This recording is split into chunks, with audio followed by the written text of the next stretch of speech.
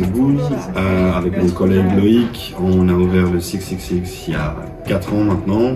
On a fait un premier pop-up dans le quartier de Dansart en 2017 et on a attendu une année un peu plus qu'une année, avant d'ouvrir un des premiers hype store, sneaker store de la capitale. Non, c'était difficile parce que c'était nouveau comme business. Les gens ici en Europe n'avaient pas encore l'habitude des magasins de consignment et puis de cette spéculation qu'il y a dans les baskets. Donc c'était nouveau, il a fallu un petit peu habituer les gens et encore maintenant, tout le monde n'est pas encore habitué à ça, mais non, c'était beaucoup de travail. Alors c'est une bonne question. Gérer le stock, concrètement, c'est la clientèle qui va nous faire gérer le stock. C'est-à-dire que si on voit, pour parler concrètement, là, à l'heure actuelle, tout le monde veut des Jordan 4. Évidemment, on va stocker beaucoup de Jordan 4 parce qu'il y a beaucoup de demandes. Voilà, c'est toujours la question d'offre et de demande. Okay. Donc on essaye d'avoir en général, quand on sait que c'est des coloris qui peuvent plaire aux filles, on essaie d'avoir beaucoup de petites tailles. Quand on sait que c'est des coloris qui vont plaire aux garçons, on essaie d'avoir plutôt des grandes tailles. On est dans cette logique-là, mais clairement c'est le public qui fait le stock quelque part. La pandémie, ça n'a pas forcément fait du bien.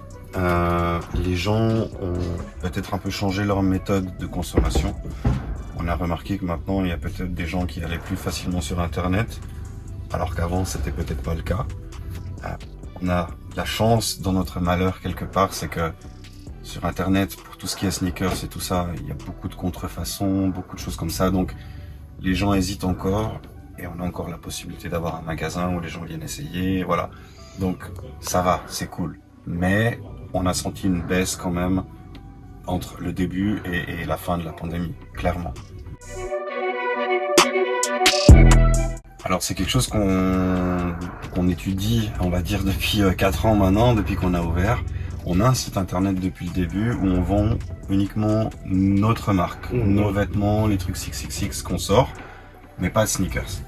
On avait essayé au début, le problème c'est qu'on a à peu près 800 déposants, avec des tournus tous les jours. Vous avez vu là en quelques minutes, il y a des paires qui rentrent, qui sortent, vendus, achetés, récupérés, ramenés.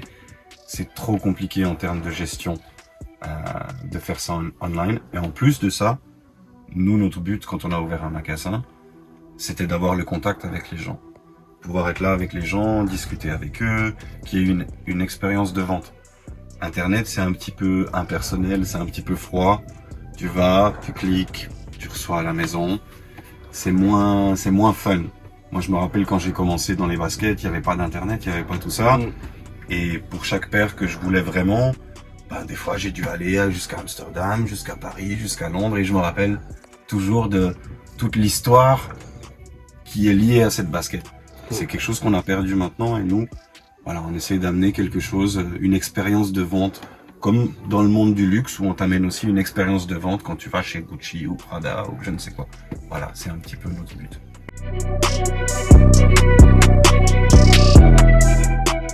Oui, on a eu beaucoup. Alors on a la chance d'être à côté de l'AB, donc c'est vrai qu'on a beaucoup d'artistes qui viennent pour des concerts. Ça nous est déjà arrivé d'avoir effectivement. Tu veux des noms, c'est ça. Dans les Américains, on a eu Sheck Wes, on a eu J-Rock, on a eu The Internet, on a eu pas américain, mais on a eu Stormzy. Moi je l'ai ici parce qu'ici il y a des belles paires, stock limité, spécificité, les gars ils sont sympas et puis c'est pour le plaisir des yeux. Alors oui, les contrefaçons c'est un gros problème. Nous on a l'habitude de recevoir beaucoup de consigners qui viennent nous amener des paires. Donc le soir, effectivement, en fin de journée, on vérifie paire par paire. On a l'habitude, on sait selon les modèles où vérifier, quoi vérifier. Et c'est très important, c'est un des points clés de notre business. Voilà, on propose des paires qui sont legit, vérifiées, authentiques. Donc c'est vraiment aussi pour ça qu'on a voulu avoir un magasin physique.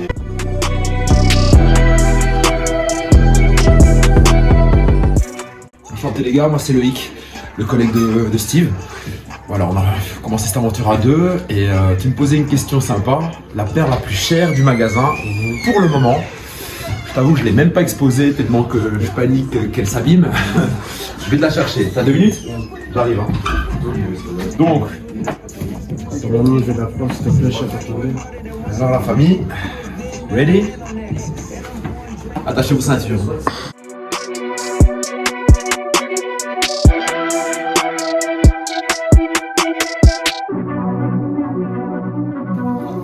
Ça c'est pour moi,